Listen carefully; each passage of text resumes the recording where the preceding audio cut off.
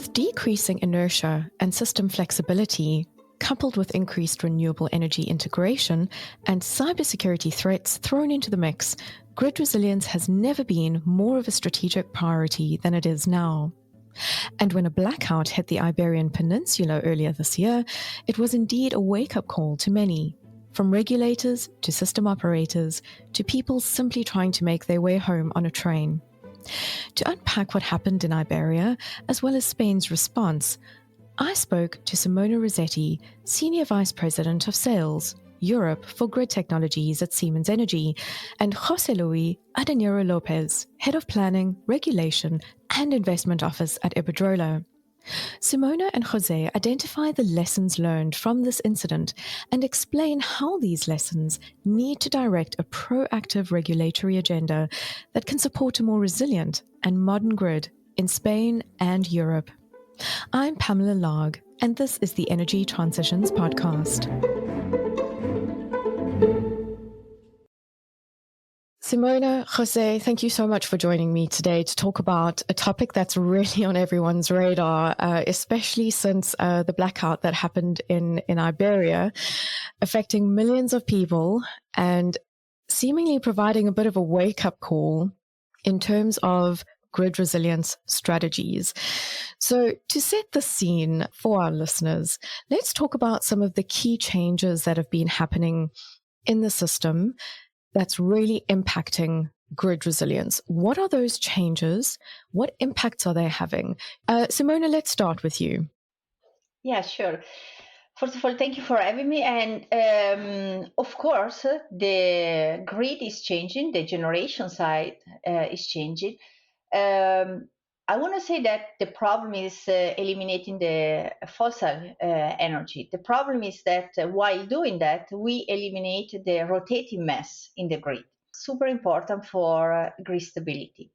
Of course, the energy transition is putting us in the position to continue to add solar, PV, and wind energy. And these are intermittent energy by default, right? When you have the sunshine, then the PV is giving you energy. And when the wind is blowing, you have energy. And it's actually an energy that is bringing with it a little bit of problems when it comes to stability of the frequency that we need to keep in the grid. Before, that was given by rotating equipment, so rotating mass in the grid, turbines that are normal in any power plants. And now the more we eliminate that power plants, even the gas and hydrogen power plants, right, from the grid, the more we have less rotating mass. And this is what is bringing a big problem into the grid. And this is also why you see that we switch from gas to hydrogen power plant production, exactly because we need to have that inertia into the grid. And we had also, of course, synchronous condenser in the grid that help us in keeping that frequency, and also grid forming stabilization. And this is exactly what is happening in the grid. José, and that's the thing, we're sticking to 50 hertz. There's very little room for error as we go about this energy transition, correct?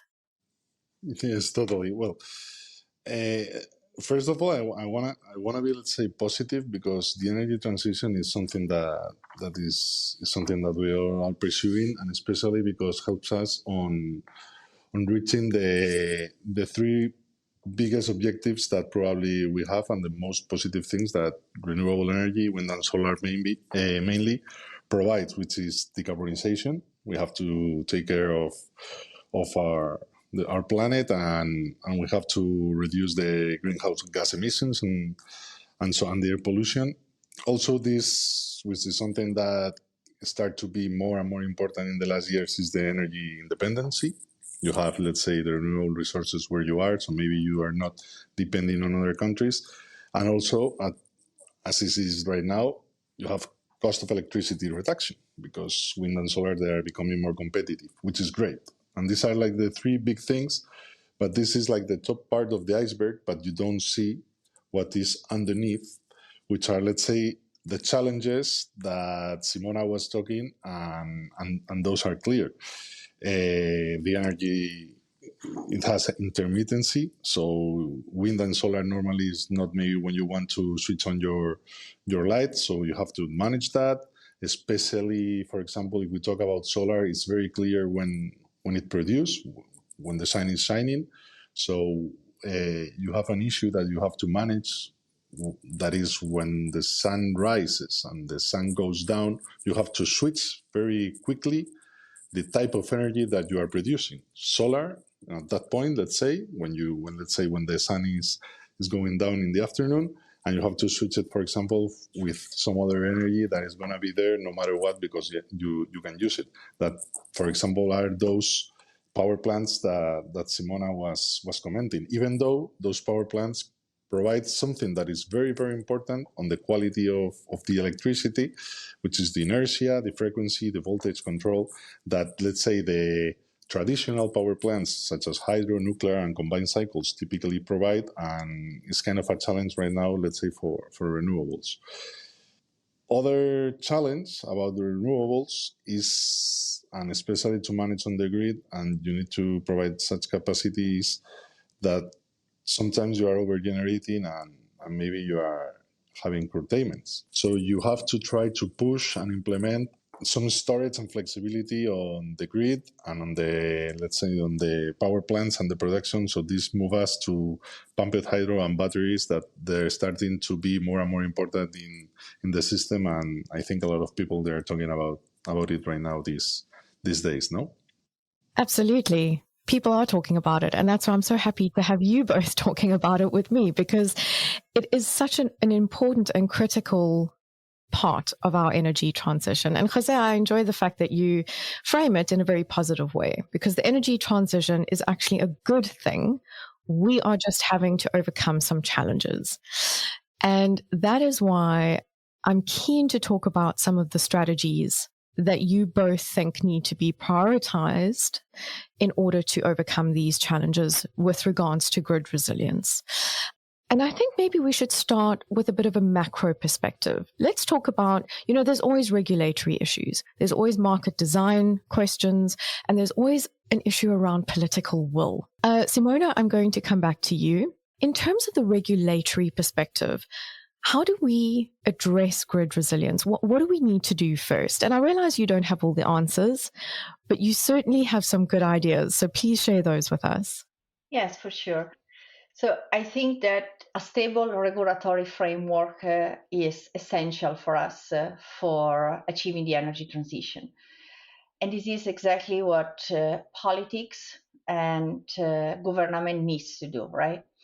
So we really have to invest in the grid a predictable and stable regulatory environment. And why? Investment in the grid are gigantic, so we have to invest millions and millions in that to actually renew the grid, because our grid in Europe is very old, and also scale up and bring more energy from the wind park to the center of Europe. So also creating a higher voltage in the grid to be transported. And for doing that, we need a lot of time. So when you start now to do investment, you will have you will be impacted by the next 8 years.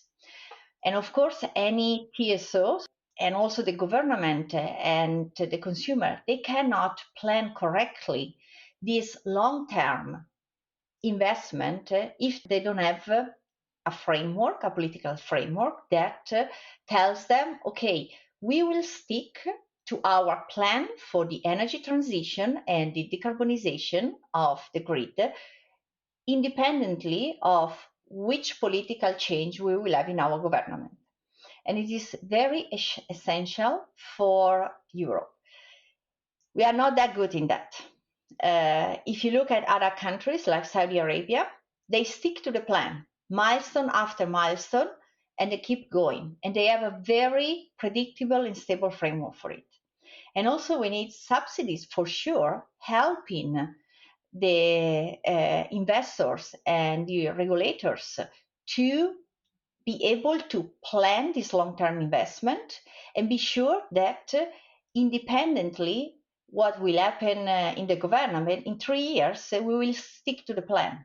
So I think that of the framework is really, and the regulatory authority that we have in Europe at the moment is critical for the success of the energy transition. And this is what we should really strive to achieve, I would say. Hey there, just popping in with some exciting news. We're launching a brand new podcast mini-series hosted by my colleague Yusuf Latif, and it's all about mobility. Yusuf, tell us more.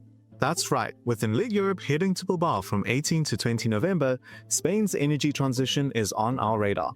In particular, the decarbonization of its transport sector. In this 4-part weekly mini-series going live in the first week of September, we'll be looking into the country's gas and electric mobility transition, as well as policy shifts and smart infrastructure developments. So if that revs your engine, make sure to follow and tune in. And now, back to the episode. Jose, I want your weigh in on this. I mean, the regulatory landscape is your wheelhouse. Mhm. You have to say, how good is Europe at this? As Simona was saying, when you talk about regulation, the two words that we have to say all the time is stability and predictability. It's something that we want. In terms of regulation, we want it to be boring. We want to be very easy to know and with no surprises. So these are like the key things. And at some point, regulation is stable, but has to go a little bit further.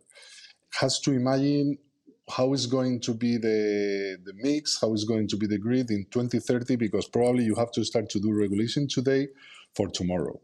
So in those things, probably is where we are a little bit late in terms of that. Probably we have the ideas, but we don't follow all that regulatory process that at sometimes is very difficult and very complex, because there are so many places where you have to discuss about it. Even when you talk about Europe, you have to discuss it on a European level, then introduce it probably on each country. And maybe those things don't give such flexibility that probably is required. Maybe just to point out two more things in terms of, totally agree, stability, predictability.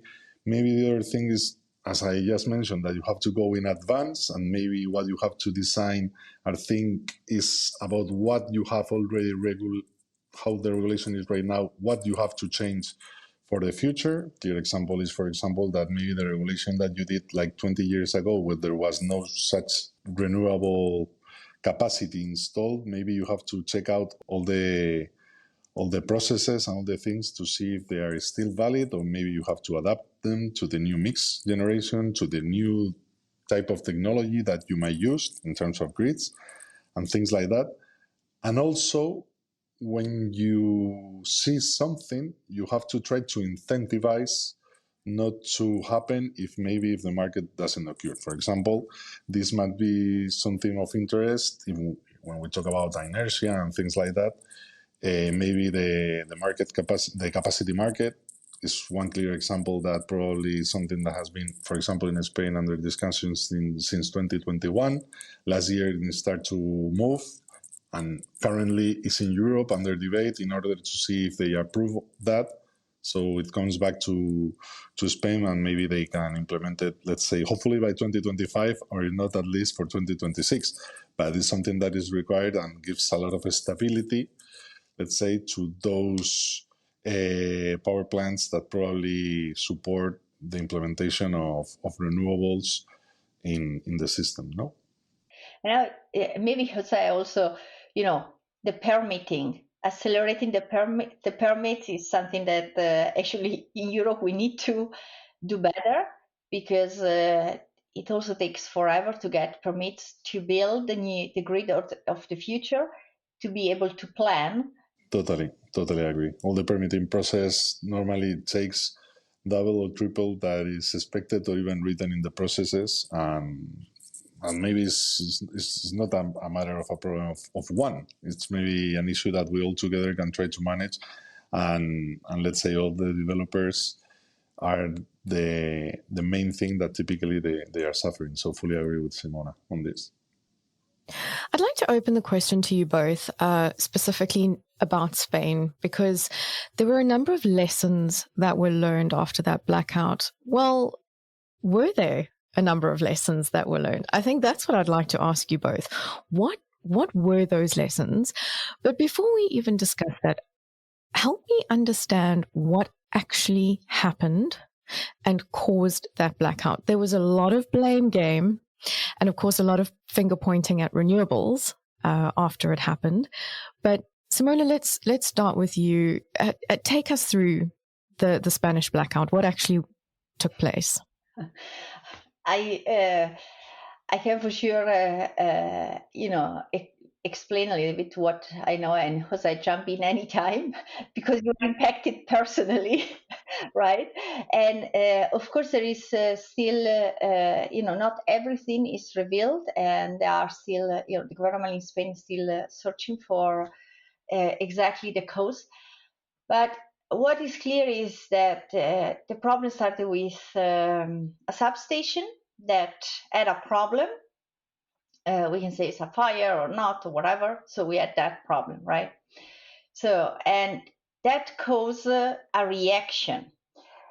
We need to also know that at that time, a lot of power plants were not producing energy in the Spanish grid and also in the Portuguese grid, right? And Portugal was importing 35% of their energy from Spain. Spain had actually a lot of solar power at the moment, right before the blackout. And so we had then the problem that we don't know why, if it was a problem of how it was implemented in the grid, the reaction that should have happened, or actually if someone else was impacting the grid. But because of this substation, actually we had at 4 seconds after, round about let's say, I will not say too many numbers, but we had 1/3 of the PV production out of the grid. So, and if all of the sudden in the grid you take out the energy that you are producing, you have an oscillation. So what happened is that the curve of the 50 Hz that we need to keep has a spike, and there were no possibility to react on time and prevent that, most probably because of missing digital diagnostic or actually system that could have kicked in. And we could not actually also bring it back fast enough to the 50 Hertz with the rotating mass because we had no rotating mass in the grid. And therefore, it was a chain reaction that actually brought one after the other pieces of the grid down.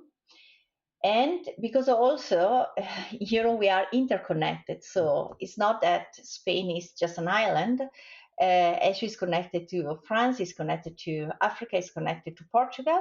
And because Portugal was importing 35% of their energy from Spain, actually, it was not able to react fast enough and close the interconnection. So also the oscillation in the grid was there, not able to react, and therefore it's normal that then you shut down. Actually, there is chain reaction, and then the grid completely produce a blackout.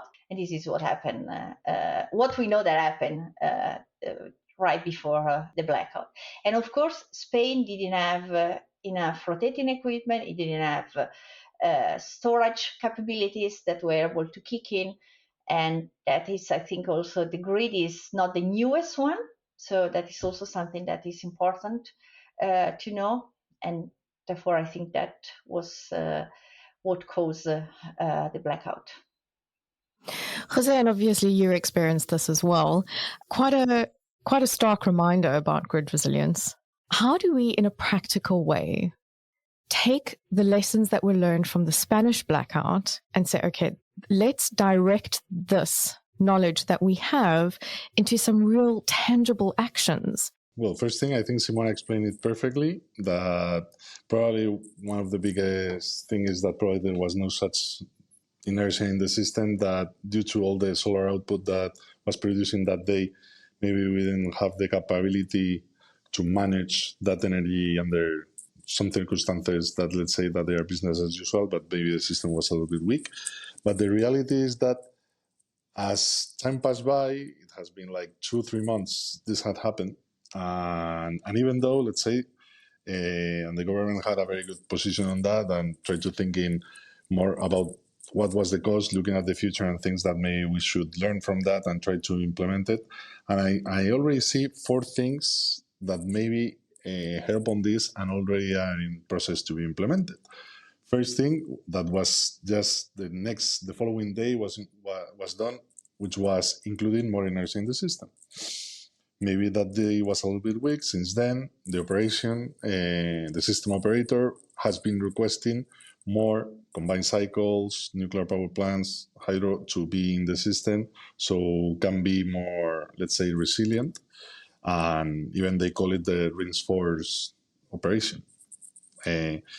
Also, some other thing that has been done, I'm talking about regulation that we talked previously, that you have to adapt it. All this regulation about real-time voltage and reactive power management and things like that. Let's say the procurement, so the processes that has been set right now, they were under debate to see if they have to be updated and reviewed. Right now, they are working on that, and we are going to review it and implement it and put it, let's say, up to date on which are the clear processes that we have to do on that. Talking about grids, that probably that we need to implement and make it a little bit more up to date, as Simona was commenting. It has been approved, and a special budget to do some additional investment of the grid, about 750 million, which is not that bad, especially in synchronous condenser and reactances in the system. So this can provide also more resilience to the grid. And also, in order to absorb such renewables, we are trying to push more storage in the system. So there's a new line of aids has been presented by the government, and we are in the process of see who is going to be awarded for new storage, mainly batteries. Hydro maybe can be, but probably due to the timing, it's not the perfect thing for this type of technology, because, as you know, it takes longer to build, let's say, a new pumping hydro system. But it's good, and another 700 million has been deployed on that. So there are things that you can do. There are things that we are already doing, and probably they are all of them the perfect mix in order to go for to pursue such resilience that we're talking about here. No. Maybe Jose, also digital solution, right? That is also what we see more and more, that with that interconnected system and very in second changing system, we need to have a really solution that allowed us to capture the data and really have algorithms that are able to support us in such a situation, right? And this is exactly what also digital solution can be, grid enhancing technology can be in the grid, preventive maintenance can do. So also digital technology, together with all what Jose already said, is something that we see more and more also coming into the grid as requests from the operators, from the TSO and DSOs. That actually is a really great point, Simona. How do we move this antiquated behemoth of an energy system to the modern era while keeping it resilient? I mean, how does one do that? Surely digitalization is an absolutely critical tool. I mean, it's really like as simple as that. Let me say, let's simplify everything. Really, the grid is has a certain age, so we need to renew it. Then we have a lot of energy coming from the North Sea, and needs to be transported in the middle. So we need to add also capacity to the grid, right? New lines.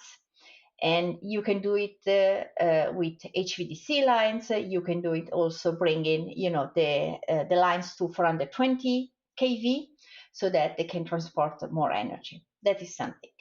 Then, as we said, we need for sure to enter also new technologies like battery storage for stabilization, synchronous condenser, grid forming, so that we are able, no matter which energy, green energy is coming into the grid, to keep the 50 hertz. And then we also need digital technology that are supporting us. Step by step, we need to go there, and it's a process that is not going, it's not going to happen from today till tomorrow. But if we collectively in Europe understand the criticality of it, and actually support the government with the government, and support the TSO and DSO in having a stable framework, the right also monetary incentive, and also a very fast, a faster permitting process, we can really achieve a lot in the next years, right? And I think digital technology is also something that more and more we need to see happening in the grid. If you look at the telecommunication industry, they are super advanced, right? And of course, the energy industry is a little bit the follower when it comes to digital innovation. But now we are at this point, right? And we need to adapt, as I said, digital solution, preventive maintenance, diagnostic. We also have algorithms that can help us in supporting the operators and the grid when it comes to such a problem, right?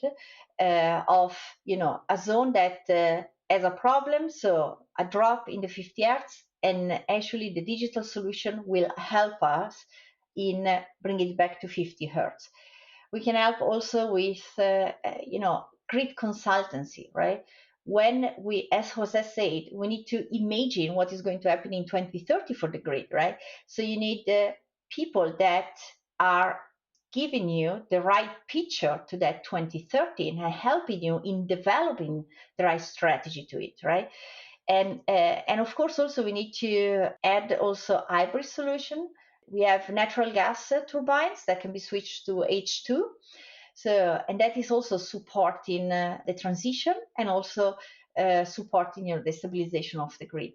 So I think it's not one thing that we need to do. There are multiple things that we need to do.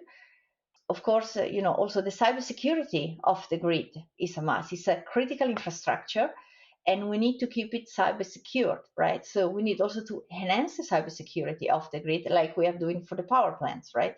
So it's the same. So we have to adapt step by step this old-fashioned industry, let me say, to the more advanced digital industry that we see. And this actually is something that is our job, and is possible to do. It's not going to happen from today till tomorrow, but step by step, we are getting there. Jose, would you like to weigh in on this at all? I noticed you were definitely nodding at some of the points Simona had raised. Well, I think Simona touches all the different points that they are key. Even, let's say, from a technology perspective, I think the technology is there. We know it. Simona have very good products. Let's say that, it's the reality. We have, let's say, we know exactly what we have, and we know what we have to do. Maybe it's identify the proper way. That I will say something. Even if you touch, let's say, if you touch both, let's say, generation and transmission, or distribution, or net, or let's say the grid, is that we have to do it fast. And those things are, for example, all the paperwork, all the development, or the permitting process. We have to take very good look at that in all the different parts. In terms of grid, probably what you have to do is make it attractive. I mean, all let's say as you know, typically the networks they are regulated and they have to establish incentives that make it attractive to follow the investments, to take that technology and implement it so we can get a grid more resilient and absolutely more digitalized and more protect on cybersecurity, which is like something that, let's say, something that we are not looking at. But I would say that on the blackout, the first thing that everybody was thinking about was about cybersecurity. It was not that, it seems like. Let's close that door and let's be as much cyber secure as possible. And on the generation side, I think the technology is there. Maybe we have to push, let's say, also on the regulatory side, try to implement, try to see how we have to develop, let's say, the renewables, as they are a key player right now in the system. Maybe they can provide more services and things like that. Let's review the regulation and try to incentivize with maybe some new markets, new processes, and things like that. And absolutely, we cannot forget the other technologies, because they are important to provide such a stability on the system that maybe we are not able to get it from other systems.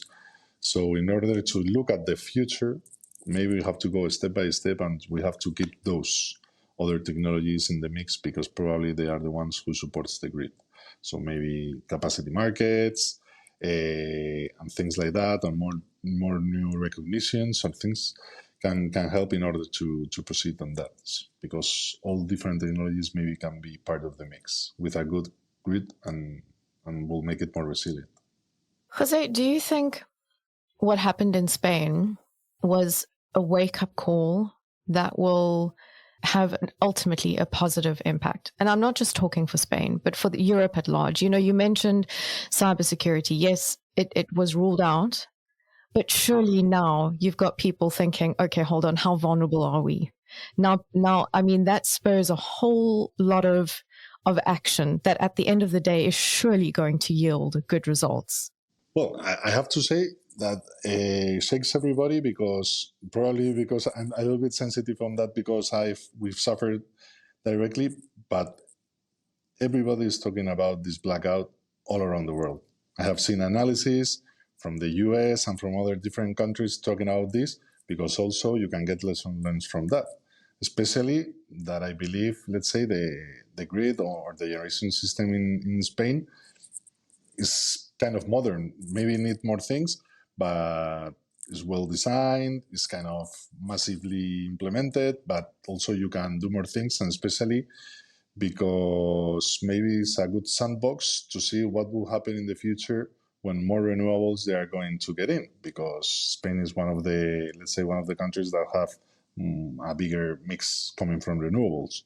So it's something that we all have to look at and especially think about, let's say, the grid of the future, the grid in 2030, how we want to see that. So I truly believe that everybody was looking at it, because at some point is where they are expecting to be, and maybe they want to go in advance and avoid, let's not call it error, but such as this thing that happened that nobody wanted to happen.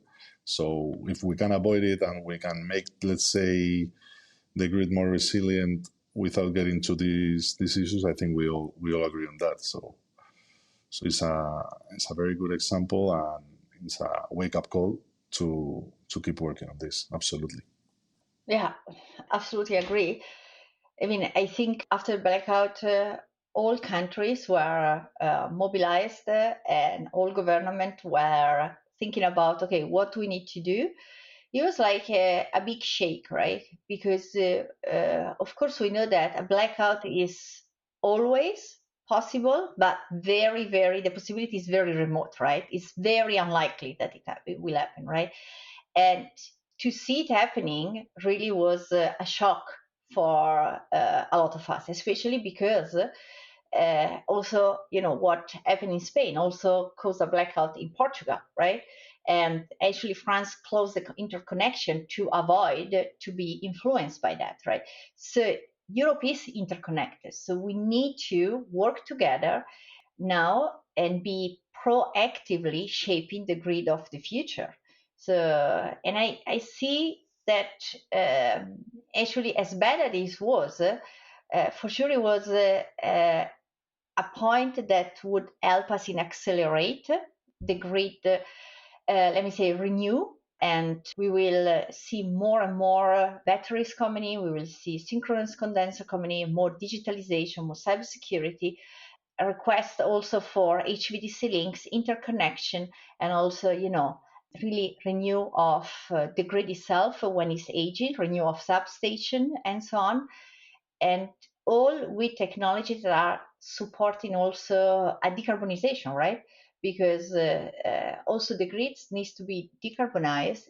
Technology, as José, is there, right? We have clean air without FS6 technology that can help us really create also the grid of tomorrow completely CO2 neutral, which is also supporting the energy transition. So I think Europe will benefit from this scary moment, and we need now to learn fast and implement even faster. So do not get into the loop of endless permitting, endless discussion, and so on, but really write down a plan and stick to the milestone, implement the plans that we have there, and then because of this interconnection that we have, also be transparent between one country and the other, right? The transparency in the plans and in the data is also essential for us to be successful in really creating a reliable, stable grid for the future. Wise words indeed, Simona. One final question to you both. Just discussing this issue around what happened in Spain and looking at the future of the grid, it's such an exciting sector to be working in. Would you agree with that? And is that what keeps you motivated and involved? José, let's start with you. Well, I think it's the era of the electricity. So I don't find better place to be. I mean, I truly believe it's the correct sector. For the years I've been working on this, I have to say that I have been facing different challenges all the time, and more and more interesting. So it's from a personal perspective, it's a great space to be, let's say, because you're learning every day, and also it's something that really, I think, if you turn on a macro perspective, change the world. I mean, on the energy side, especially on the electricity side, it's something that is talked about everywhere, and you really can change things from the small action that you make even to the bigger one. So I truly don't find any better place to work in, I will say. Simona, your thoughts? Absolutely. It's the place to be. It keeps him motivated and energized every single day because what we are doing has a real world impact. So what we are doing is really shaping the backbone of a sustainable future. And we really can do it with new technologies. We can really work on science fiction technologies, right? I would compare to gigantic projects, right? So everything is there. Digital solution, right? So for everyone is something there to work on. We have actually, also to be innovative in this space because we see that the acceleration is there, the innovation is what is giving, the pace. So for also people that like to innovate, to find new stuff, that's exactly where they should be. Collaboration is something that we continuously have to collaborate. José and I actually is one of our customer, of course, great Iberdrola. Siemens Energy is collaborating a lot, and we are not, it's not anymore. I sell you something, you buy something. It's partnership, it's relationship, it's building together the future. So also this working together between supplier, customer, technology, and so on is fantastic. And it's all about people, right? So it's really, something that I love to do every single day, and I will recommend to everyone, really, if they have the chance to come to this energy world, just join it, because it's really where we can do the music for the future. Well, I'd like to thank you both for sharing and contributing to that music on this podcast, because it really is about the people and telling their stories. And I'm grateful to you both just for sharing your insights, your wisdom. It's been an absolute pleasure. Thank you for joining me. Totally. Thank you so much. Thank you for having us. And thank you to our listeners for joining us. Until next time, goodbye. Thank you for listening to this episode of the Energy Transitions Podcast, brought to you by Enlit and Friends.